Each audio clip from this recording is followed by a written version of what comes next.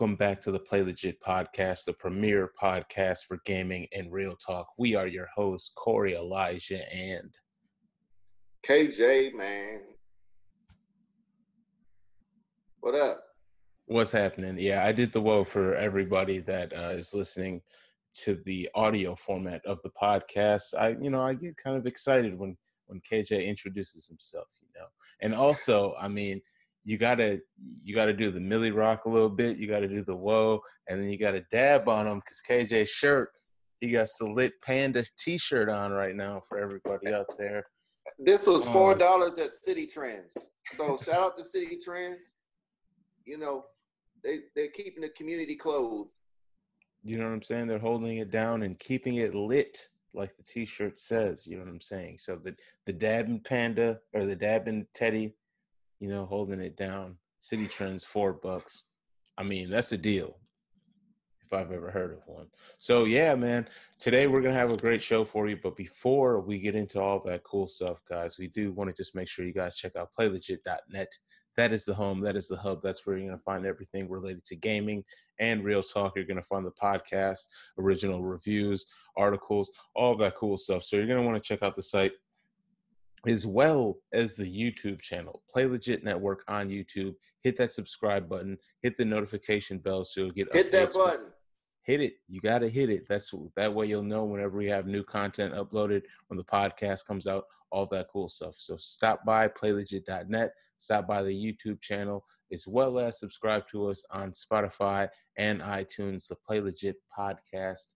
That's where you're going to be able to hear our amazing voices every single week talking about the hottest topics in gaming and real talk. So check out all those social media sites. Also, you can hit me with a follow if you want to as well at Koerri Elijah on all social media platforms.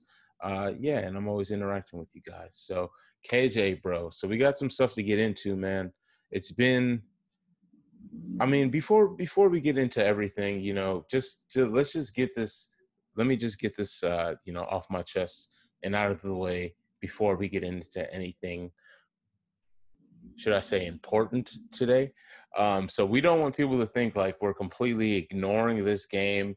We acknowledge that the game came out, and myself, I also picked the game up, the standard edition. Please believe there was no deluxe. I didn't need any wallpapers or any of that stuff. But I did purchase The Last of Us 2. I will say that, I mean, so far, the game looks amazing. The gameplay is that Last of Us gameplay that you know and love. Story is, we'll just say I'm playing the game so you guys don't necessarily have to. You know what I'm saying? Ooh. Now when I'm sure they're going to launch that multiplayer, when that multiplayer drops, you're definitely going to want to pick, you're going to want to play because that gameplay is fire. Visually, fire. That story, though, it's gonna take me a little bit before I can get the complete review out for you guys, because literally I could stomach like 2 hours at a time of the dialogue. Now it's not horrible, and it's not like I'm not like against or whatever. People's lifestyles are people's lifestyles. It is what it is. It just, things seem so forced and it's so cringe. It's like, it's so cringe at times. It's like I can't even play the game right now. I have to turn the game off and brace myself for the level of cringe that I have to endure. We're not receiving any checks or any kind of handouts or nothing. This is a source for gaming and real talk. And sometimes real talk isn't always what you want to hear, but it's real talk. And that's what you're going to get from us 24/7, 365. And that's just what it is. Continue, Koerri. Thank you. Yeah, man. And it's just, I don't know. Some aspects of the story, like, I understand. And I get like where they're trying to go with some of the things. Some of it just does not work. Also, characters that you know and you love, let's just say they don't really care. Their narrative is what they're driving. It's what they're pushing. And, there's casualties along the way. Now, I'm only like 7 or 8 hours into the game. So, I mean, I still have kind of a ways to go with things, but thus far, this is how I'm feeling. And I just wanted to give you guys my initial thoughts, reactions to the game. Looks amazing. Like, literally, probably the best looking game that I've played on the PS4. Just to Wow. be fair, you know, it's up there. It's up there with like God of War. You know what I'm saying? Like it's a visually, this is top tier. You already know when you see it. It's like, oh, this is gonna definitely translate over to the PS5. Seeing this upgraded on the PS5 is just gonna be mind blowing. That dialogue though, that storyline though, you might be, especially coming off of the first one, you will, your gunt will be wrenched, at least this far. Maybe the ending will be made amazing. Maybe there's some twists I have not made it to yet, but so far I'm kind of just like, what, you know, little tropes and things that they're throwing in there. It's just like, I know I know the thought process and the thought pattern where these ideas came from, to say it is not as friendly as possible. There's a handwritten manual that you could read. The last part of it may be manifesto. Well, so if you kind of get what I'm saying, you may understand the ideology that has developed this game. Amazing looking game. Gameplay is fantastic. Story, I don't know. Maybe I'm just dated, you know. So Maybe I'm what just, did I say about? So never did I ever doubt the gameplay, and certainly not the graphics. But when I told you, man, it felt like the first game. They put a bow on the story, and for me, The Last of Us, what made that to me the first game one of the best games ever made, in my opinion, was how powerful that story was. So for me to hear that this second one isn't holding up in terms of from a narrative standpoint, that is disappointing. But at least the gameplay is solid and the graphics look good. But man, I just wish I was hearing it. You're not the only one. I've definitely heard a lot of places that aren't receiving payment that have been weighing in saying the same thing, that yeah, the gameplay is solid and boy, it's a marvel to look at. But yeah, that story could definitely I don't know, is it the same writer from the last game? Do you you know know? what? I'm not sure. That's a great question. Let me take a look. I'm trying to throw him a bone here, but it's Naughty Dog, and we know that it's going to still sell very well because, again, like I told y'all a few podcasts ago, that company, that name carries weight. Like Rockstar Games, that name carries weight. When Nintendo makes a game, an exclusive like Mario or whatever, that carries weight. So Okay, people just know. uh, so Neil Druckmann wrote the first one. He wrote the second one as well, man. Yeah, he I wrote know the second that. one he wrote the second one as well, with so it's Neil Druckmann and Haley Gross. But on the first one, on the Drum roll. first one, on the first one, I think it was just him. Let me see.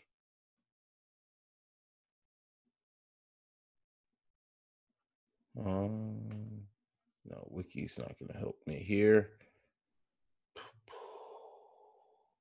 IMDb. There we go. IMDb. Come And on. we will see.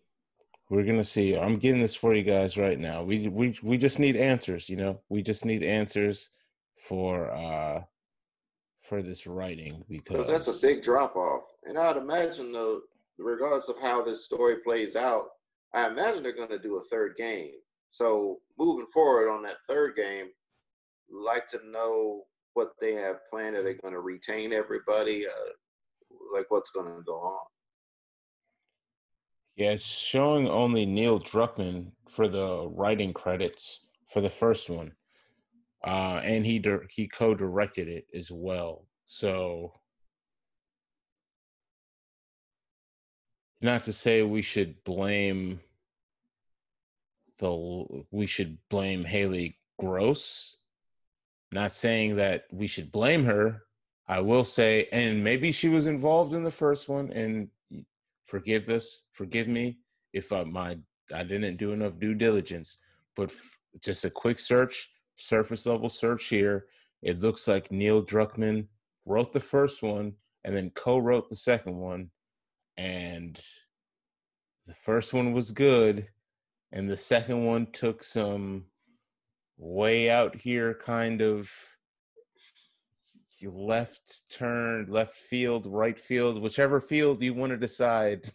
It just took a turn. And the only difference is this Haley Gross. So not saying we should blame Haley Gross. All I'm saying is Neil Druckmann wrote the first one and it was good. So, I mean, I don't know. Things have changed. It's been quite a while since the first one's come out. So maybe he's kind of grown as a person or something like that. But yeah, I mean, that's really the only. I'm gonna tell you what happened. The anomaly now. Like I told you, he put a bow on it the first time. Sony's called him up, said, "Look, man, I know you finished it. I know it's a wrap. We need to make money. We need to get you out of here, man. Come up with something, because we need to get another game made." And that's how it went down. Do you think maybe it's one of those situations like a let's bring in anime and manga into this, like a Akira, like a Toriyama / Toyotaro situation where Toriyama has this great IP and then he's like, here's these characters. I'm just going to give you like a brief synopsis of what should happen, and then you just fill in everything with the characters and everything that I've developed for you. Do you think maybe it's one of those where Haley Gross came in with like, well, I just need to get to A to B, and then I could fill in everything with, my ideologies and all of this stuff in between? Like maybe it's one of those scenarios. I don't know. I don't know what to tell you, man, but somebody. Hey, man, I haven't played the second game, but just from what I've been told, man, it seemed like they could have did a lot better job on that plot. So that's all I can just go off with people who actually got in there and played it unbiased from an unbiased perspective, because that's who I'm talking about. When I talk to those people, sounds like we need to work. Well, I mean, I'm gonna do my best to try to get this game finished as soon as possible. So as soon as I get it done, we'll have a solid review for you. I'm going to be honest. Like I said, I'm going to keep it honest. If there's some twist and turn towards the end that makes us good somehow, then please believe I will let you know. As of right now, this game is looking like maybe it'll get like max 3.5 because that story is that gameplay is fire. Those visuals are fire, but the story's boo-boo. You're looking Come like on, Neil. You're looking like you might end up with a 3. Because those graphics are good. The graphics are so good. And the gameplay is so good. You could still pull like a 3.5 with this completely trash story. But you're not gonna get no 5 MS from us. Come on, Neil. Come on, Neil. Come on with it, Neil. Come on, Neil. So let's shift gears a little bit here, guy. So, and this should be a fairly quick one. Smash Bros, the game that keeps on giving. The Fighter Pack Season 2. Min Min from ARMS. How you feeling about Min Min? I guess it's because I own ARMS and I put in so many hours of that online. It is, to me, probably the most underappreciated, underrated game available on the Switch. It is so much fun online, and they kept adding modes, and they kept adding characters for free. Now, they've stopped adding characters at this point, but they were adding characters and levels, and it was just a fun game. But I guess because I played as Min Min so much on ARMS, I don't know. I'm just trying to figure out how she'll translate to Smash Brothers, and because their arms are, everybody in that game has extendable arms, And so I'm just trying to figure out how you would implement that in the Smash Brothers and keep things balanced. Because obviously, if her arms are extending across the stage, that's going to get cheap real fast. If she can keep doing that always, so that I know they had to have implemented something to stop that. Yeah, I mean, I think it's cool. I mean, I'm just glad that they're still adding characters to Smash. Unfortunately, I haven't been able to play for a while, but that's going to change soon. I swear it's going to change. The stock for the Switches and everything are starting to get normalized and things again. So hopefully I'll be able to get my hands on a Switch, and that way I'll be able to get my hands back on Smash Bros. And get some playing time with Min in as well. But I think it's cool. I'm glad they're still servicing the game. This is allegedly the last Smash Bros. So it's cool. It's cool to see, like, at least for the life cycle of the Switch, they're continuing to stay up with the updates and things like that, giving us a true finale to a game, if that is actually really the case. I don't really see that actually happening, but hell no. No. we shall. The money's too good from this franchise. What they're going to do is they're going to release a Switch, or excuse me, they're going to release a Smash on every Nintendo system, and that's it. Like one version of Smash, then drop the mic, because that is insane to not have one on the next Nintendo system. I wouldn't buy that at all. Yeah, that's like not having Mario Kart at this point. Yeah, and there's about to be a Mario Kart, even if they have to resurface and repackage it or whatever, But it's crazy. Mario Kart 8 is still in the top charts still.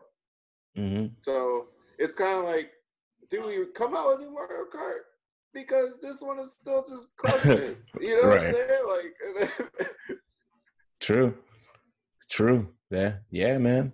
So, I mean, I think that's cool. Who would you like to see? I mean, I'm still kind of trying to see Goku make it into Smash Bros. I don't think that would ever happen, but I mean, I think that would be kind of cool. Other than that, though, I can't really think of. I mean, they have gotten pretty much everybody that you can really think or really want. Yeah, they've got pretty much everybody, like you said, I'd like to see. I think Ninja Gaiden would be Ryu Hayabusa. Ninja Gaiden would be really cool in that format. Maybe he would have his look from the Nintendo runs, but maybe he'd have his Xbox PS3 outfit later on too that you could unlock or what have you. I think that would be cool. I do want to say Waluigi. Everybody keeps requesting Waluigi, but I would like to see that. Waluigi is a pretty cool character. I'd like to see that one day. He's tall. He's lanky too. I mean, he would be a completely like new build off of that kind of like Mario fight style, Mario / Luigi, or even like mix it kind of with Wario's fighting style as well. Although his, Wario's is different because he's like the biker Wario or whatever. But I think that would be pretty. Capoeira style like Eddie, he's like doing breakdancing. That would be sick. That would be really cool. Also, I think, and this kind of goes back to like the roots of the PlayStation when they were initially going to come out in collaboration with Nintendo. I would like to see Crash in Smash. Yeah. I think that would be it. I think that would be a nice one. Yeah, that would be a good one. Word. He's on his comeback tour too, so it's perfect. Exactly. Cross promotion. Let's get it happening, guys. Let's get it happening. So so that's our take on Min and Smash and Smash Bros in general. We'll be right back. We're just gonna take a brief break really quick here. Just take a word from our sponsors. We'll be back with the rest of the show.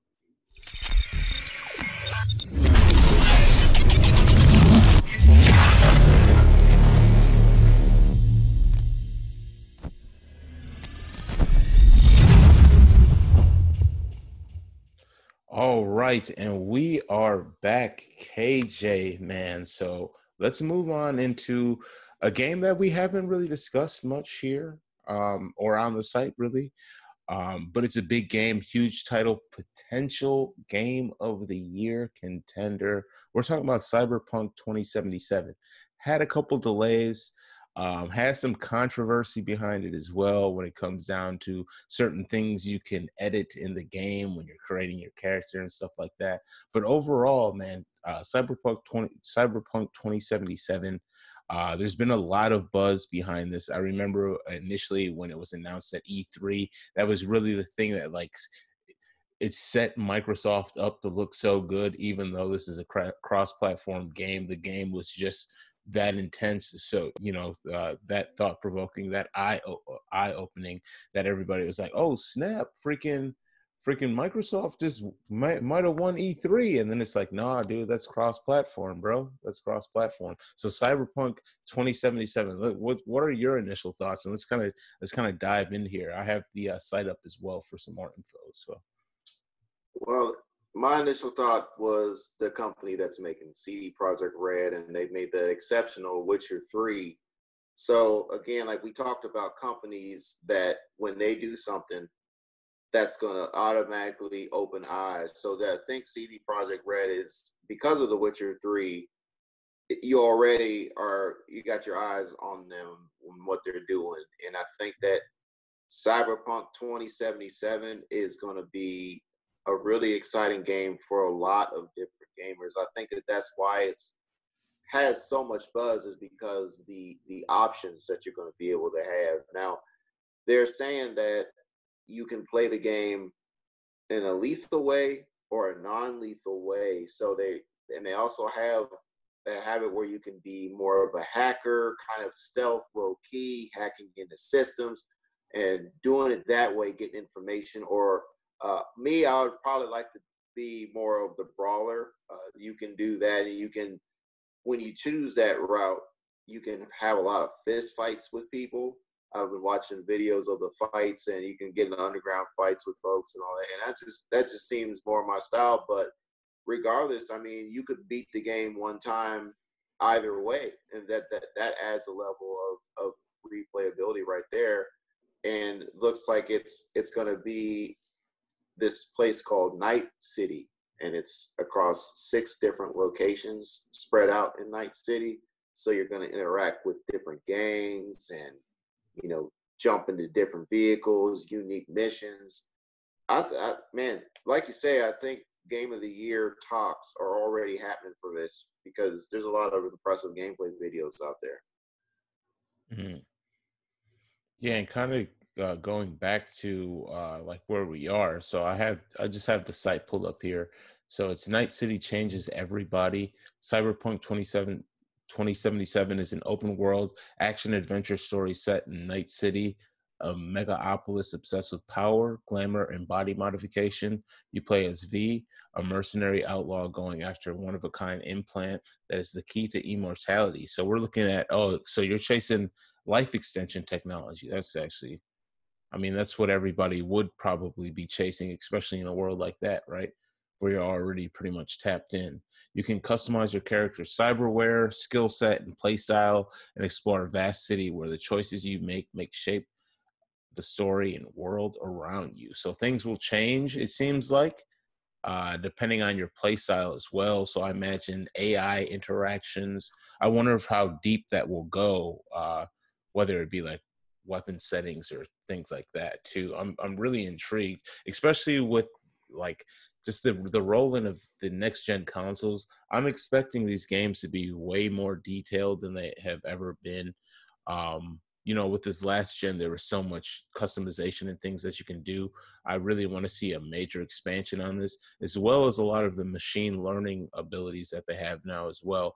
I definitely want to see a lot of that come into play with the AI and how things, how your world, like it says, will change based off of the decisions and the things that you do in the world. So. Well, I saw the different dialogue choices too. When you go on missions, they have the dialogue tree. And so depending on what you say, of course, that'll change things up. So, I mean, that right there has that level. So basically when I watch this, and then again, I think this is the reason why it's so popular, is just because of the freedom it just seems like there's so many different ways that you can get enjoyment out of this game. So you can, mess around the dialogue trees. You can just outright just fight people. But I also another thing that I thought looked really cool, and I hope that the handling is down pat. Just driving around that cool looking cyberpunk world in those awesome looking Blade Runner, Back to the Future, DeLorean style vehicles, just driving around, man. I just want to cruise. And I saw, they got on the bike also driving around. And just finding and exploring, that they're going to have things littered throughout the city that you can find and get rewarded for exploring. So that's the thing. I look forward to just trolling on the dialogue trees. I look forward to getting in the fights. I look forward to exploring the world. I want to dive into the soundtrack, because the soundtrack's going to be laced with synth sounds. It's going to be amazing. And we know that Keanu Reeves is signed on. Oh, and yeah. He's going to be talking to your character several times, probably getting in his head and all that. So yeah, it looks like it's going to be a great game. I mean, it's saying make deals with sleazy fixers, desperate celebrities, and renegade artificial intelligences, all fighting tooth and nail to make it big in Night City. So it's, it just seems like there's going to be so much you can do. The open world is sounding promising. Now, until we get our hands on this, we really won't know the level of detail. But I mean, it just seems like there's going to be a lot to do. Like you were saying, tons of replayability, different ways for you to play the game, whether you're going to be a pacifist, whether you're going to just, use brawn to get things done, you're just going to run through and shoot stuff up. Like, hey, that's all up to you. So, I mean, I'm excited to see how things go. Anything with Keanu is going to really, you're kind of selling me on that anyways. Plus, it kind of shows like they're like, hey, we'll spend money just to put Keanu in this, just to let you guys know, like, we mean business. So, I mean, and they've just, already signed on for an anime coming to Netflix. It's already locked in, and the game's not even out yet. Oh, wow. Yeah. So it's over. Yeah. This is an IP that they definitely, and I mean, wow. What's up with CD Projekt Red and hooking up with Netflix adaptations? They must have, we might have to look into that. But that's pretty cool. I mean, hey, I'm looking forward to it. Hopefully it doesn't get delayed again. I don't think it's going to. It's coming November 19th, 2020. You can pre-order now. It's going to be on Xbox One, PS4, PC, Stadia, if anybody uses that. And it also will play great on the Xbox Series X and PS5 when those launch this holiday season. So Cyberpunk 2077, we're definitely going to be picking it up. We're definitely going to be getting in depth in this once the game comes out as well. So stay tuned to playlegit.net for all things related to gaming and real talk in Cyberpunk 2077. They also said that they're going to have multiplayer, not at launch, but they're working on multiplayer later. And I will say there's one thing I heard, that the appearance, the customization appearance wise. Now I hear like with the abilities with the guns and your physical abilities, the augmentations, I'm hearing that that's in depth. But I'm also hearing the appearance of the way you can make he or she look, maybe could use a little bit more depth. It could use a little bit more. So if they're going to bring the multiplayer into it, I hope that maybe that improves, because I don't want to run into a situation where I'm seeing everybody looking the same. That'd be kind of corny for me. I just want to throw it out there.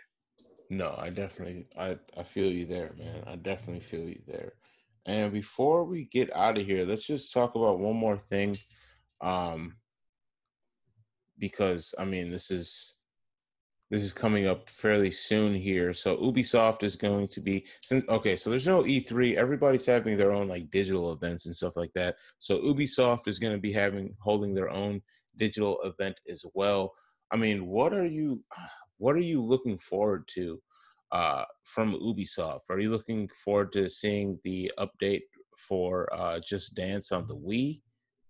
I'm not talking the Wii U. I'm talking about the actual Wii. Is that something that we're looking forward to? Or like literally, I'm on Ubisoft.com right now. Just Dance 2020 There's a Wii logo right here. I'm clicking on this Wii logo. This game is for the Wii, my guy. Do you remember Tommy Tallarico said that Yeah. that version outsold the Wii U version? Yeah. Shouts out to Tommy Tallarico for being up on game.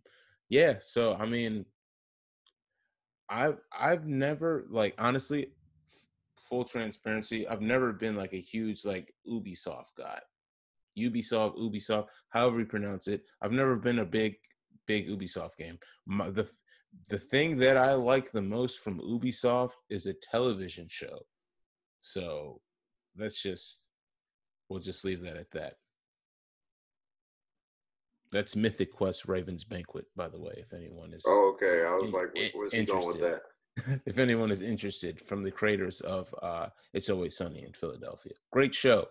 All about gaming developers and stuff. So if you like gaming, you would like that show, and it's hilarious. If you like gaming and comedy, it's hilarious. But Ubisoft does all the renders, and they partnered with them and Apple to make that show, and that's the only thing that I really care about from Ubisoft. Brawlhalla is a good game. That's fun. We have Smash Brothers, so. That's Ubisoft? No, I'm just saying we got Smash Brothers. So why are we talking about Brawlhalla? Yeah, I know. I was like, wait, no, that's not Ubisoft, bro. I was like, well, was there something happen that I didn't know of recently? Yeah, but yeah, exactly. We have Smash Brothers, so we don't need Brawlhalla. The Division 2, I mean, Roller Champions, Rainbow Six Quarantine. No, I have no interest in that. I saw that. No interest. For Honor, I mean, that game's dope. Yeah, I'll give them that. So they have For Honor, Assassin's Creed Valhalla. I would like to see some gameplay. We this whole time the game's been announced, we had no gamer on the face of this earth has seen anything from the game yet. Nope. Coming soon. That'll be on Stadia as well. Watch Dogs, Legion. Yeah. Coming soon as well.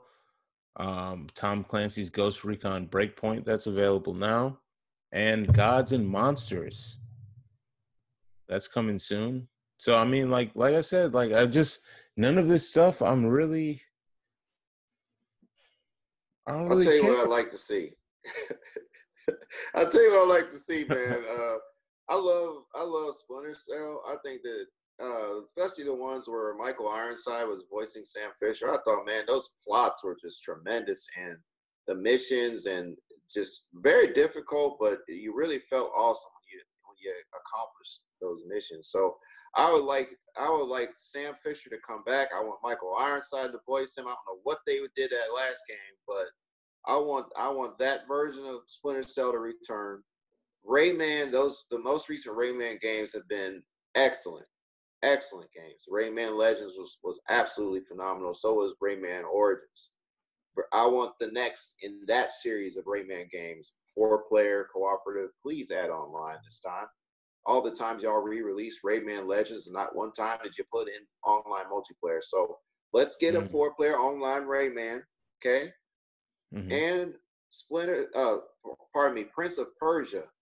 We remember the Sands of Time, that's still considered one of the best platforming games of all time, one of the best action adventures. So if we could do something, maybe, I don't know if you all want to use the Sands of Time again, but I think using the Sands of Time on the next generation, I think that would look freaking cool. I'm just saying. So that's what I'd like to see from Ubisoft. What about a next gen Far Cry? They probably wore that franchise out, man. They've done everything with that. Yeah, true that. I'm seeing they have I didn't know they made this, but Steep. Did you ever play that game? It's like a snowboarding, air gliding type game. I know what you're talking about. I never got around to it. I got it free on PS Plus, and it actually wasn't that bad. I could see them maybe doing something with that. It wasn't bad. I mean, they built the entire game, so I would imagine like they'd want to do something with it. Maybe not though. I don't know. other than that, yeah, I mean, I'm really down for roller champions if you wanna if you wanna play some roller champions. I'm not, like I said, I've never really been a huge Ubisoft game guy. So yeah, show us like a Rayman for a next gen Rayman or something, and we'll call it even Ubisoft. But I can't wait for the next season of Mythic Quest, Raven's Banquet. That's gonna be really good. I'd like a Splinter Cell movie live action. I think that'd be so cool. That would be dope. Division television show. I'm about done with the Division. I was done with the first game. It got so repetitive, that first game, that I honestly just did not get to the second one because the first one wore me out. And there's already, they made an Assassin's Creed movie, didn't they? Yeah, I didn't want to bring it up, but yeah, it's out there. Yeah, they did make. All right, I was gonna say maybe they should make an Assassin. Then I was like, wait, they did make an Assassin's Creed movie. Never mind. Yeah, it had yeah, Michael Fassbender. Yeah, we had Magneto in that. I saw it in the theater. Oh wow, you seem kind of upset about doing that. Yeah, I was watching it, and somebody was like causing a ruckus in the theater, and they called the police, and the police like had to make sure he was all right and all that. That was probably the most exciting thing that happened in that movie theater. It is just it all ended peacefully, the incident, but it was I was already in a bad mood because it was just slow, and then when they had action scenes, they were so poorly shot that you couldn't appreciate the parkour that was going on. It could have been cool, but the angles that they had were just hot trash. Oh wow, dang, Ubisoft. Well, I mean, it's been about 4 years, so you could wait another year and then you could try to reboot it, right? Why not? Why not? So, I mean, that about does it. We'll see what Ubisoft actually shows in their showcase. So when that does happen, we'll definitely do a recap for you guys on the podcast to let you know what they actually showed everyone. Hopefully, it'll be some heat. Hopefully, it'll be some stuff we weren't expecting, as well as some stuff that we brought up today. But yeah, man, that about wraps up the show tonight. KJ, you got anything else you want to add before we wrap it up here? I would like fireworks and not. I'm praying for you, buddy. All right, so I would like to know which version of Cyberpunk are you all getting? Are you going to get on your current console, or maybe you're going to stream it via Stadia, or are you just going to hold off and say, "Hey, man, I'm going to wait and experience this on a PS5 or Series X"? So I am interested to see what version of Cyberpunk 2077 you all are going to be getting. Let us know in the comments. Yeah, let us know in the comments below. Yeah, which version? PS5, hopefully, PS4, PlayStation version, Stadia version, maybe. Anything Series X.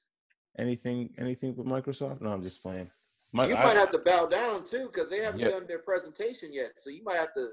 Ooh. You know what I'm saying? That's coming up. I know, man. I might have to show up with a freaking refrigerator costume on to look like the Series X, man, after they drop all this heat. Yeah, man. Just like they do with the football bets, you know? Show up with a Bears jersey, although I'm a cheesehead for the one time, right?